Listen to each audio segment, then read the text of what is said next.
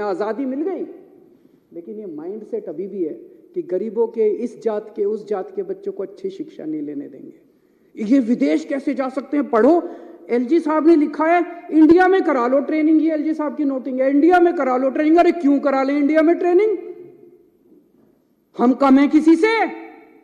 गरीबों के बच्चे कम हैं किसी से? गरीबों के बच्चे हैं तो इंटेलिजेंट नहीं है क्या? क्यों करा ले? हम तो अपने बच्चों को फिनलैंड भेजेंगे। पूरी दुनिया में सबसे अच्छी शिक्षा फिनलैंड के अंदर मिलती है, सबसे अच्छी। ये सबको पता है, फिनलैंड पूरी दुनिया में शिक्षा में नंबर 1 है। और उसमें भी जो नंबर 1 यूनिवर्सिटी है उसमें भेज रहे हैं हम। पूरी दुनिया में जो नंबर 1 हम तो भेजेंगे सर। दिल्ली के लोगों का पैसा है, टैक्स का पैसा है दिल्ली के लोगों का, टैक्स के पैसे से, दिल्ली के टैक्स के पैसे से भेज रहे हैं। लोगों का पैसा, लोगों के बच्चे, अपने पैसे से लोग अपने बच्चों को ट्रेनिंग के लिए भेजते हैं। ये वो क्या कहते हैं, पराए घर में अब्दुल्ला दीवाना। ये एलजी कौन हो गया है? बेगानी शादी में अब्दुल्ला दीवाना। ये एलजी कहां से आ गया? कौन है एलजी? कहां से आ गया एलजी? किस बात का एलजी? कौन एलजी? कौन लेफ्टिनेंट गवर्नर? हमारे सर पे बैठ गया आके लेफ्टिनेंट गवर्नर। अब वो तय करेंगे कि हम अपने बच्चों को कहां पढ़ाएंगे। ऐसी सामंतवादी सोच के लोगों ने आज हमारे देश को पीछे छोड़ा हुआ। मैं कई बार सोचता था 70 साल हो गए हमारे देश को, 75 साल हो गए हमारे देश को। इतना पिछड़ा कैसे रह गया, इतना अनपढ़ कैसे रह गया, इतना गरीब कैसे? इन लोगों ने जानबूझ के, इन लोगों ने देश को गरीब रखा है। इन लोगों ने हमारे बच्चों को पढ़ने नहीं दिया। ये तो सामने आ गया, नंगे हो गए ये लोग। इन लोगों ने हमारे बच्चों को सदन में बोलने के लिए मैं इस सीट से कई बार पहले उठा, लेकिन आज बेहद दुख के साथ और बड़े भारी मन के साथ मैं अपनी बातें रख रहा हूं। सबसे पहले तो मुझे इस बात का दुख है कि मेरे भारतीय जनता पार्टी के साथी अभी सदन में मौजूद नहीं है। ये बेहद गंभीर विषय है जिसके ऊपर पिछले कुछ दिनों से न केवल दिल्ली बल्कि पूरे देश में चर्चा हो रही है कि किसी भी राज्य के अंदर या देश के अंदर चुनी हुई, लोगों के द्वारा चुनी हुई सरकार की चलनी चाहिए या किसी एक व्यक्ति विशेष की चलनी चाहिए। ये बेहद गंभीर विषय है।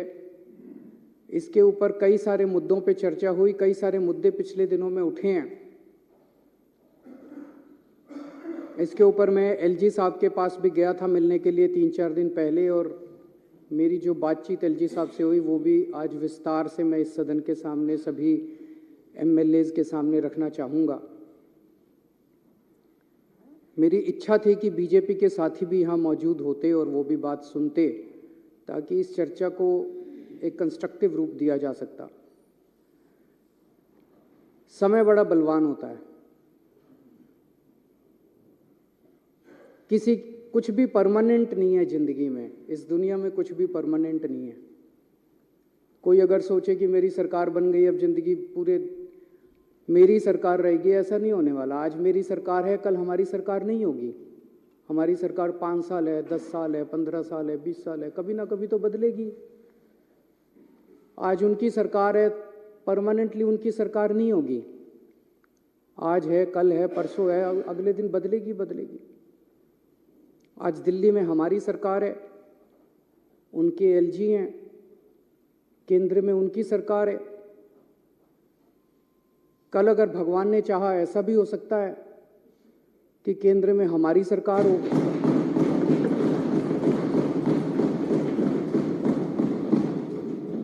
दिल्ली में हमारे एलजी हों,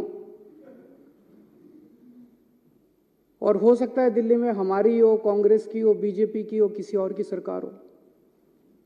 हम ये सुनिश्चित करेंगे कि हमारा एलजी इस तरह से तंग नहीं करेगा उस टाइप का, जो भी सरकार होगी। हम चुनी हुई सरकार की इज्जत करते हैं, हम लोगों की इज्जत करते हैं, लोगों के मत की इज्जत करते हैं, लोगों के वोट की इज्जत करते हैं, जनतंत्र की इज्जत करते हैं, हम संविधान की इज्जत करते हैं। दिल्ली में 2 करोड़ लोग रहते हैं। मैंने हमेशा कहा है कि ये 2 करोड़ लोग एक परिवार हैं। हमने हमेशा इसको एक परिवार माना है। इस परिवार में लोगों के जब भी कोई सुख दुख होते हैं, हम हमेशा सुख दुख में काम आते हैं। इन 2 करोड़ लोगों में जो बच्चे हैं, इनके जो बच्चे हैं, वो मेरे बच्चे हैं। मैं उनको हर्षिता और पुलकित से अलग नहीं समझता, उनको मैं अपना बच्चा समझता हूँ, उनको मैं अपना बच्चा समझता हूँ। तो जितनी अच्छी शिक्षा मैंने हर्षिता और पुलकित को दी है, उतनी अच्छी शिक्षा मैं दिल्ली के एक एक बच्चे को देना चाहता हूँ। ये मेरा मकसद है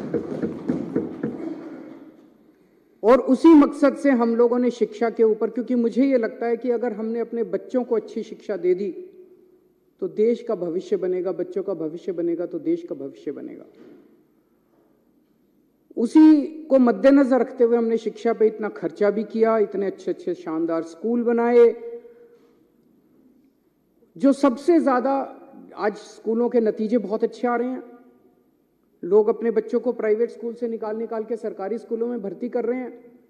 शायद 75 साल, आजादी के 75 साल के बाद पहली बार ऐसा हुआ है। उसमें सबसे बड़ा योगदान हमारे टीचर्स और प्रिंसिपल्स का है और उनको मोटिवेट करने के लिए और उनकी कैपेसिटी बिल्डिंग करने के लिए हमने उनको पूरी दुनिया में बेस्ट से बेस्ट ट्रेनिंग दिलवाई है। हमने बहुत सारे टीचर्स को विदेश भेजा, बहुत सारे टीचर्स को आईएम्स में भेजा, बहुत सारे टीचर्स को अलग अलग यूनिवर्सिटीज में भेजा ट्रेनिंग करने के लिए। 1000 से ज्यादा टीचर्स प्रिंसिपल्स को हम विदेशों में अभी तक ट्रेनिंग करा चुके हैं। अब 30 टीचर्स और प्रिंसिपल्स को फिनलैंड जाना था ट्रेनिंग करने के लिए। वैसे तो हमारी चुनी हुई सरकार है, मैं मुख्यमंत्री हूं, ये शिक्षा मंत्री हैं। मुख्यमंत्री ने, शिक्षा मंत्री ने कह दिया भाई टीचर फिनलैंड जाएंगे ट्रेनिंग के लिए, तो बस ये फाइनल होना चाहिए। यही तो जनतंत्र है। और जनतंत्र क्या है? अगर मुख्यमंत्री ने और शिक्षा मंत्री ने कह दिया भाई मैं अपने टीचर्स को फिनलैंड ट्रेनिंग कराने जाऊंगा, भेजना चाहता हूं, बस यहां खत्म हो जानी चाहिए थी बात। लेकिन यहां अजीब जनतंत्र है, सारी फाइलें एलजी साहब के पास जाती हैं, सारी फाइलें एलजी साहब के पास जाती हैं। एलजी साहब ने एक बार नहीं 2 बार ऑब्जेक्शन लगा के फाइल के ऊपर भेजा। अभी मैं पढ़ के सुनाऊंगा थोड़ी देर में। 2 बार ऑब्जेक्शन लगा के भेजा। तो जब बार बार ऑब्जेक्शन लगाया जाता है, एलजी साहब कह रहे हैं ना कि मैंने तो मना थोड़ी किया। जब 2 बार ऑब्जेक्शन लगाया, अब तीसरी बार भेजेंगे तो फिर ऑब्जेक्शन लगाएंगे, तो इसका मतलब आपकी नीयत खराब है। एक बाबू क्या करता है, आप अपना लाइसेंस बनाने जाते हो, लाइसेंस बनाने वाला मना थोड़ी करता है, वो ऑब्जेक्शन पे ऑब्जेक्शन, ऑब्जेक्शन पे ऑब्जेक्शन, फिर आप दलाल को पकड़ते हो। वो दलाल कहता है इतने पैसे दे दो, बाबू को अंदर पैसे दे दूंगा और वो अब फाइल क्लियर कर देगा। तो ये बार बार जो ऑब्जेक्शन लगाए जा रहे हैं, इसीलिए तो लगाए जा रहे हैं, नीयत खराब है, फिनलैंड टीचर्स को भेजने नहीं देना चाहते। आज मैं ये लेके आया हूं महोदय, बीजेपी वालों के कितने एमपीज ऐसे हैं, ये पूरी लिस्ट है, जो खुद विदेशों में पढ़ के आए हैं। इनकी कभी इनके मां बाप ने कॉस्ट बेनिफिट एनालिसिस करी? कितने एमपी ऐसे हैं जो खुद विदेशों में पढ़ के आए हैं? इनके कितने एमएलए ऐसे हैं जो खुद विदेशों में पढ़ के आए हैं? कभी इनके मां बाप ने कॉस्ट बेनिफिट एनालिसिस करी? ये बच्चे हैं कैबिनेट मिनिस्टर्स के, बीजेपी वालों के बच्चे, जिन के बच्चे अभी विदेशों में पढ़ रहे हैं। मेरे को इससे कोई एतराज नहीं है, मैं किसी की शिक्षा के खिलाफ नहीं हूं। बीजेपी वाले, कांग्रेस वाले, आम आदमी पार्टी वाले, जिसको भगवान ने अच्छा दिया जिंदगी में, वो अपने बच्चों को भेजे, जरूर भेजे। अच्छी से अच्छी शिक्षा सबके बच्चों को मिलनी चाहिए। मैं इसके विरोध में नहीं हूं कि इन्होंने क्यों भेजा, मैं इसके विरोध में हूं कि अगर तुम अपने बच्चों को अच्छी शिक्षा देना चाहते हो तो गरीबों के बच्चों की अच्छी शिक्षा के खिलाफ क्यों हो तुम लोग? अगर हम अपने बच्चों को, गरीबों के बच्चों को अच्छी शिक्षा देना चाहते हैं, अपने बच्चों को अच्छी शिक्षा देना चाहते हैं, तो तुम रोकने वाले कौन होते हो? ये एक फ्यूडल माइंडसेट है, ये कई सौ साल पुरानी जो हमारे देश में फ्यूडल माइंडसेट है ना, कि गरीबों को अच्छी शिक्षा, इस जात के लोगों को, उस जात के लोगों को अच्छी शिक्षा नहीं मिलनी चाहिए, गरीबों को अच्छी शिक्षा नहीं शिक्षा जो है इन ठेकेदारों की बपौती रहनी चाहिए। इसको तोड़ना है हम लोगों को। और ये एलजी साहब उसी माइंडसेट से आते हैं कि एलजी साहब के बच्चों को तो मिलनी चाहिए अच्छी शिक्षा, गरीबों के बच्चों को अच्छी शिक्षा नहीं मिलनी चाहिए। इस माइंडसेट को तोड़ना है अपने को, पूरे देश को तोड़ना है। आजादी मिल गई, लेकिन ये माइंडसेट अभी भी है कि गरीबों के, इस जात के, उस जात के बच्चों को अच्छी शिक्षा नहीं लेने देंगे। ये विदेश कैसे जा सकते हैं? पढ़ो, एलजी साहब ने लिखा है इंडिया में करा लो ट्रेनिंग। ये एलजी साहब की नोटिंग है, इंडिया में करा लो ट्रेनिंग। अरे क्यों करा ले इंडिया में ट्रेनिंग? हम कम हैं किसी से? गरीबों के बच्चे कम हैं किसी से? गरीबों के बच्चे हैं तो इंटेलिजेंट नहीं है क्या? क्यों करा ले? हम तो अपने बच्चों को फिनलैंड भेजेंगे। पूरी दुनिया में सबसे अच्छी शिक्षा फिनलैंड के अंदर मिलती है, सबसे अच्छी। ये सबको पता है, फिनलैंड पूरी दुनिया में शिक्षा में नंबर 1 है। और उसमें भी जो नंबर 1 यूनिवर्सिटी है उसमें भेज रहे हैं हम। पूरी दुनिया में जो नंबर 1 हम तो भेजेंगे सर। दिल्ली के लोगों का पैसा है, टैक्स का पैसा है दिल्ली के लोगों का, टैक्स के पैसे से, दिल्ली के टैक्स के पैसे से भेज रहे हैं। लोगों का पैसा, लोगों के बच्चे, अपने पैसे से लोग अपने बच्चों को ट्रेनिंग के लिए भेजते हैं। ये वो क्या कहते हैं, पराए घर में अब्दुल्ला दीवाना। ये एलजी कौन हो गया है? बेगानी शादी में अब्दुल्ला दीवाना। ये एलजी कहां से आ गया? कौन है एलजी? कहां से आ गया एलजी? किस बात का एलजी? कौन एलजी? कौन लेफ्टिनेंट गवर्नर? हमारे सर पे बैठ गया आके लेफ्टिनेंट गवर्नर। अब वो तय करेंगे कि हम अपने बच्चों को कहां पढ़ाएंगे। ऐसी सामंतवादी सोच के लोगों ने आज हमारे देश को पीछे छोड़ा हुआ। मैं कई बार सोचता था 70 साल हो गए हमारे देश को, 75 साल हो गए हमारे देश को। इतना पिछड़ा कैसे रह गया, इतना अनपढ़ कैसे रह गया, इतना गरीब कैसे? इन लोगों ने जानबूझ के इन लोगों ने देश को गरीब रखा है। इन लोगों ने हमारे बच्चों को पढ़ने नहीं दिया। ये तो सामने आ गया, नंगे हो गए ये लोग। इन लोगों ने हमारे बच्चों को, बड़ी मजे की बात है एलजी साहब के पास पावर नहीं है ये करने की। एलजी साहब के पास पावर नहीं है ये करने की। मैं भी आपको दिखाता हूं। सुप्रीम कोर्ट ने साफ साफ कहा है कि भाई 3 चीजें हैं। एक है पुलिस, पब्लिक ऑर्डर और लैंड। इन तीनों चीजों को छोड़ के एलजी साहब के पास कोई भी निर्णय लेने का अधिकार नहीं है। ये सुप्रीम कोर्ट का ऑर्डर है। 2018 4 जुलाई 2018 को ये ऑर्डर पास किया था सुप्रीम कोर्ट ने।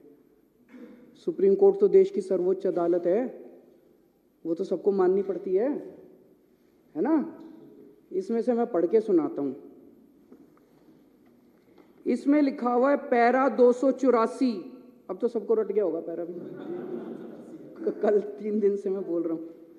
284.17 पैरा। इसमें लिखा है the lieutenant governor has not been entrusted with any independent decision making power. इसकी हिंदी क्या हुई? लेफ्टिनेंट गवर्नर, दिल्ली के लेफ्टिनेंट गवर्नर को स्वतंत्र रूप से कोई भी निर्णय लेने का अधिकार नहीं है। ये सुप्रीम कोर्ट कह रहा है। सुप्रीम कोर्ट को पता था एक बार लिखने से नहीं मानेगा एलजी। उन्होंने 2 बार लिखा।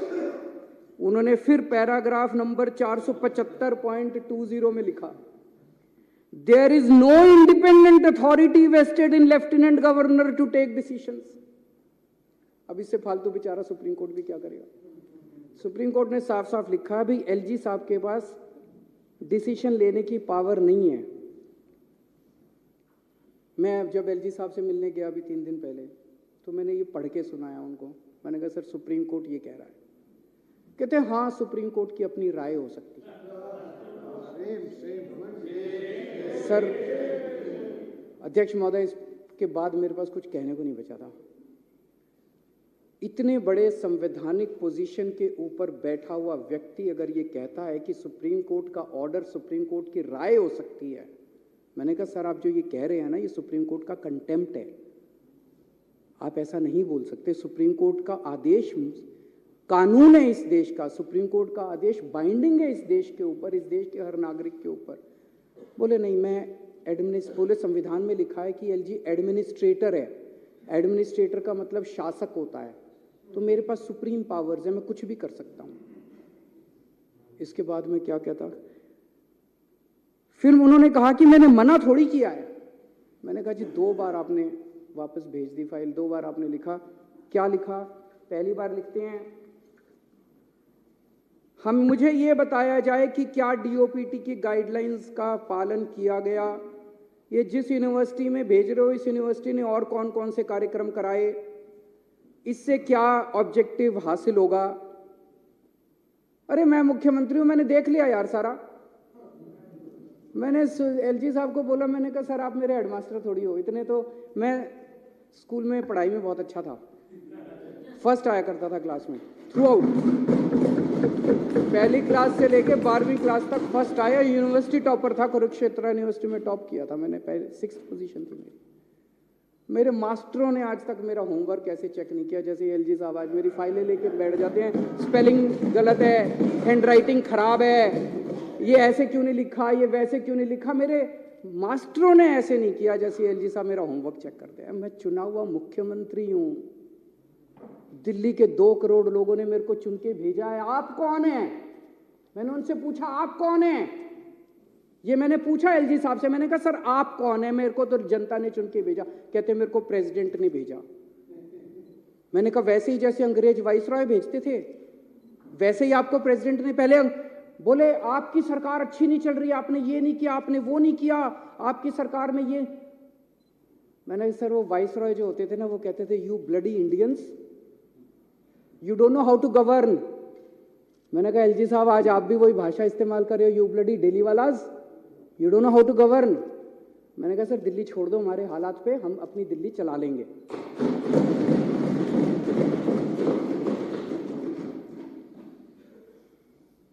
कहते हैं कॉस्ट बेनिफिट एनालिसिस कराओ। मैंने एलजी साहब से पूछा सर मेरे को वो धारा बता दो संविधान की, मैं सारे सर ये जो आज मैं लेके आया हूं ना ये सब लेके गया था मैं एलजी साहब के पास, ये सारी चीजें लेके गया था। मैंने कहा सर ये आपके सामने रखी है, अब मेरे को इसमें दिखा दो आपको कॉस्ट बेनिफिट एनालिसिस ऑर्डर करने की पावर किस कानून के तहत है, कौन सा कानून सुप्रीम कोर्ट का आदेश आपको ये पावर देता है कि आप दिल्ली सरकार के किसी काम की कॉस्ट बेनिफिट, मैं कराऊंगा, मेरे को जनता ने कहा है मैं कॉस्ट बेनिफिट एनालिसिस कराऊंगा। ये सदन है, ये सदन कराएगा, इसकी कमेटियां कराएगी, ये कमेटियां कराती है, ये सौरभ मेरे को बताता है, राजेश बताता है, सोमनाथ, ये सारे बताते हैं, ये कॉस्ट बेनिफिट एनालिसिस ये लोग कराएंगे। आप कौन होते हो कॉस्ट बेनिफिट एनालिसिस कराने वाले? दिल्ली के अंदर चुनाव हार गए और उसके बाद अब कॉस्ट बेनिफिट एनालिसिस, आपके पास तो पावर नहीं है। मैंने उनसे पूछा, उनके पास कोई जवाब नहीं था। फिर मैंने उनसे पूछा, मैंने कहा सर ये 10 एल्डरमैन कैसे बना दिया आपने? ये तो आपके पास पावर नहीं है, तो ट्रांसफर्ड सब्जेक्ट है, एमसीडी एक्ट तो ट्रांसफर्ड सब्जेक्ट है, आपने 10 एल्डरमैन कैसे बना दिए? बोले उस कानून में लिखा है एडमिनिस्ट्रेटर शैल अपॉइंट 10 एल्डरमैन।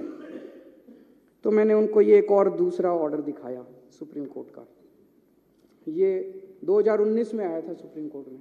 इसमें लिखा है कि जहां एडमिनिस्ट्रेटर लिखा होगा वहां भी मंत्रियों की चलेगी, वहां भी मुख्यमंत्री की चलेगी, ये लिखा हुआ है। ये सुप्रीम कोर्ट का आदेश मैंने उनको दिखाया। मैंने कहा सर ये लिखा हुआ है कि एडमिनिस्ट्रेटर लिखा है तब भी हमारी चलेगी, आपकी नहीं चलेगी। तो वो तो सुप्रीम कोर्ट को मानते ही नहीं, वो तो कहते हैं सुप्रीम कोर्ट की तो राय है। उसके बाद एक हाई कोर्ट का ऑर्डर है, वो भी मैं लेके गया था। और कुछ हो ना हो, एलजी साहब ने मेरे को वकील तो अच्छा बना दिया। ये 1998 का जजमेंट है ओपी पावा, इसमें साफ साफ लिखा है, मोटर व्हीकल्स एक्ट में डेफिनेशन है lieutenant governor, government of Delhi means lieutenant governor. इसमें लिखा है सारी पावर दिल्ली सरकार की होगी, सारी पावर मुख्यमंत्री की होगी। तो अगर एडमिनिस्ट्रेटर भी लिखा है, लेफ्टिनेंट गवर्नर भी लिखा है, तब भी सारी पावर दिल्ली सरकार की है, एलजी साहब की पावर नहीं है। ये सारा मैंने उनको बताया, पर वो तो माने ही नहीं, वो तो बोले कि मैं एडमिनिस्ट्रेटर हूं। फिर मैंने कहा सर आप आजकल रोज चीफ सेक्रेटरी को ऑर्डर दे देते हो, मतलब रोज सवेरे उठते हैं, अपना लेटर हेड मंगाते हैं, लेटर हेड में लिखते हैं चीफ सेक्रेटरी इसको यहाँ का चेयरमैन बना दो, और चीफ सेक्रेटरी को भेज देते, चीफ सेक्रेटरी लागू करा देता है। हम मुंह बाके देखते हैं, हम तो क्या हो गया, ये टीवी में चल रहा है, अखबार में आ गया, इसको लिख देते हैं, ये इसको एल्डरमैन बना दो, इसको यहाँ का ये बना दो, इसको। ये चल क्या रहा है? मैंने एलजी साहब से पूछा, मैंने कहा चीफ सेक्रेटरी को सीधे ऑर्डर कैसे देते हो? मुख्यमंत्री मंत्री इनके थ्रू फाइलें क्यों नहीं जाती? सीधे चीफ सेक्रेटरी को ऑर्डर दे देते हो आप किसी भी सब्जेक्ट के ऊपर। बोले मैं शासक हूं, मैं एडमिनिस्ट्रेटर हूं, मैं कोई भी ऑर्डर दे सकता हूं, किसी को भी ऑर्डर दे सकता हूं। ना तो वो संविधान मानने को तैयार हैं और ना वो सुप्रीम कोर्ट के ऑर्डर मानने को तैयार है। मैंने उनसे पूछा, मैंने कहा सर ये योगा क्यों बंद करा दिया? मोहल्ला क्लिनिक के अंदर चुनाव के एमसीडी चुनाव के नतीजे 7 तारीख को आए थे।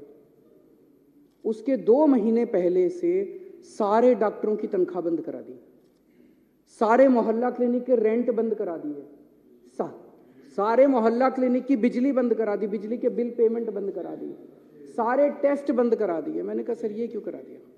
दिल्ली जल बोर्ड की 3 महीने से सारी पेमेंट बंद। बड़ी मजे की बात है कि 7 तारीख को नतीजे है, 8 तारीख को मोहल्ला क्लिनिक की सारी पेमेंट हो गई। तो नीयत खराब थी। जल बोर्ड की सारी पेमेंट्स बंद करा दी। हमारे जो वाटर ट्रीटमेंट प्लांट बन रहे थे उनकी कंस्ट्रक्शन रुक गई, जो सीवेज ट्रीटमेंट प्लांट बन रहे थे उनकी कंस्ट्रक्शन रुक गई। डीटीसी के अंदर महिलाओं की सुरक्षा के लिए जो बस मार्शल हमने लगा रखे हैं उनकी तनख्वाह 3 महीने से बंद करा दी। मैंने सब बोला, मैंने कहा सर सारे अफसर दबी जुबान में कह रहे हैं कि एलजी के ऑर्डर थे कि या तो ये सारी पेमेंट बंद करो, आम आदमी पार्टी की सरकार को बदनाम करो, केजरीवाल को बदनाम करो, नहीं तो तुमको धमकी दी सारे अफसरों को कि मैं सस्पेंड कर दूं। कहते मैंने ऐसा नहीं किया। मैंने कहा सर अगर आपने ऐसा नहीं किया, ये तो मेरी वजह से 104 सीट आई हैं, तो इसका मतलब जानबूझ के सारी पेमेंटें रुकवाई थी। बोले अब देखना तुम्हारी 7 की 7 सीट लोकसभा में बीजेपी की आएंगी और अगली बार तुमको मैं चुनाव नहीं जीतने दूंगा विधानसभा का। एलजी साहब मुख्यमंत्री को खुलेआम धमकी देते हैं कि अगला विधानसभा, वो यहाँ पे लेफ्टिनेंट गवर्नर दिल्ली को चलाने थोड़ी आए हैं, दिल्ली को ठप करके केजरीवाल को और आम आदमी पार्टी को बदनाम करने आए हैं। हम राजनीति करने नहीं आए सर, हम यहाँ राजनीति करने नहीं आए, हम लोगों की सेवा करने आए हैं। चुनाव जीते ना जीते हैं, राजनीति लगी रहती है, चुनाव आते जाते रहते हैं। देश जरूरी है, लोग जरूरी है, लोगों की जिंदगी जरूरी है। लोगों को इतनी प्रताड़ना करके, लोगों के मोहल्ला क्लिनिक बंद करा के, लोगों के पानी बंद करा के, लोगों की बिजली बंद करा के अगर आप चुनाव जीतना चाहते हो, चुनाव आपको मुबारक। हम लोगों की सेवा करेंगे, हम आपकी तरह नहीं गिर सकते, हम आपकी तरह इतनी गंदी हरकतें नहीं कर सकते।